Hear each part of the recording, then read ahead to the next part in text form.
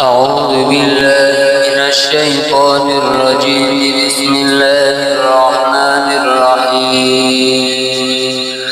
وما أبرئ نفسي إن النفس لأمارة بالسوء إلا ما رحم ربي إن ربي غفور رحيم. وقال الملك ائتوني به أستخلصه لنفسي فلما كلمه قال إنك اليوم لدينا مكين أمين. قال اجعلني على خزائن الأرض إني حفيظ عليم. وكذلك مكنا ليوسف في الأرض يتبوأ منها حيث يشاء نصيب برحمتنا من نشاء ولا نضيع أجر المحسنين. ولأجر الآخرة خير للذين آمنوا وكانوا يتقون. وجاء إخوة يوسف فدخلوا عليه فعرفهم وهم له منكرون. ولما جهزهم بجهازهم قال ائتوني بأخ لكم من أبيكم ألا ترون أني أوفي الكيل وأنا خير المنزلين.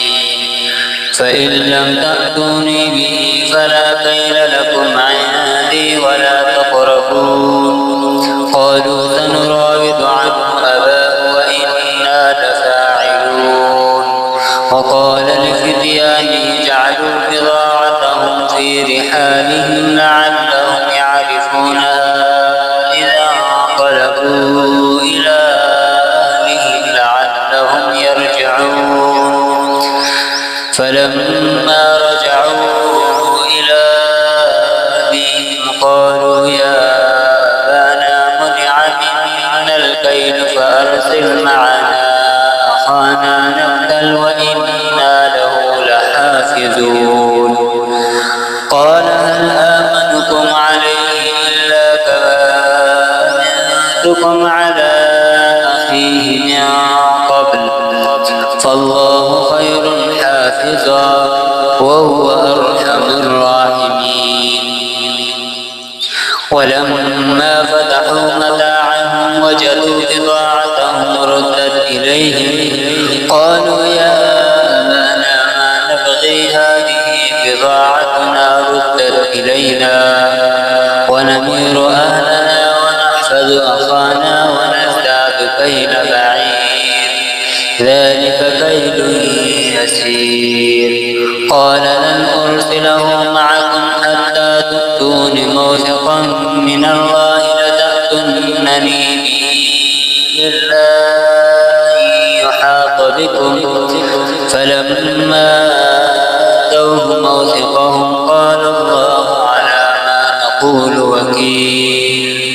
وقال يا بني لا تدخلوا من باب واحد وادخلوا من أبواب متفرقة وما أغني عنكم من الله من شيء إن الحكم إلا لله عليه توكلت وعليه فليتوكل المتوكلون.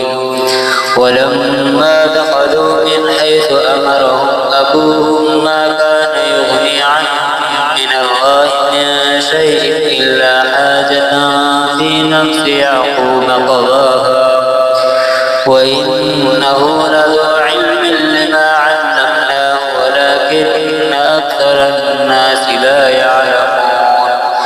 ولما دخلوا على يوسف آوى إليه أخاه قال إني أنا أخوك فلا تبتئس بما كانوا يعملون.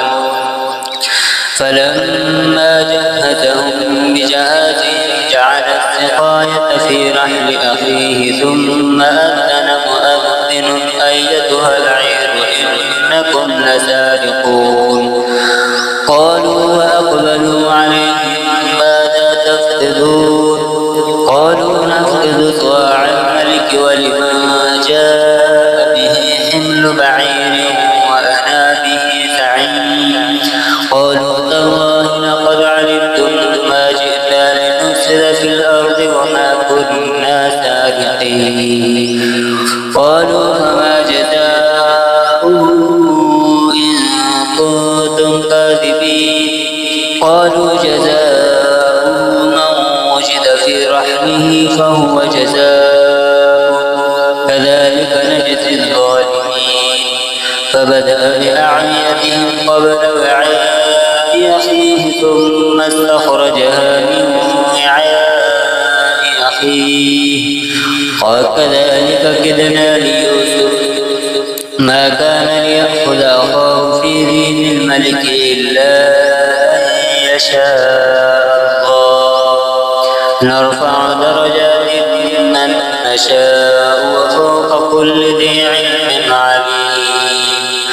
قالوا إن يسرق فقد سرق أخ له من قبل فأسرها يوسف في نفسه ولم يبدها لهم قال أنتم شر مكانا والله أعلم بما تصفون.